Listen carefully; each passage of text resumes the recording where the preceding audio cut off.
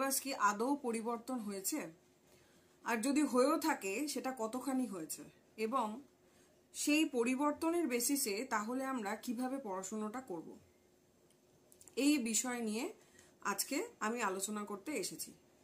এইবার প্রথম কথা হচ্ছে, একটা সিলেবাস যেটা আমাদের বিভিন্ন জায়গায় হোয়াটসঅ্যাপ, ফেসবুক বা বিভিন্ন জায়গায় আমরা পাচ্ছি, সেটাকে নিয়ে অনেকের মধ্যে একটা কনফিউশন দেখা গেছে যে আদৌ কি সিলেবাস বদলেছে কিনা বা এটা কি সিলেবাস কিনা, এই নিয়ে অনেকেই অনেকভাবে প্যানিক করছেন।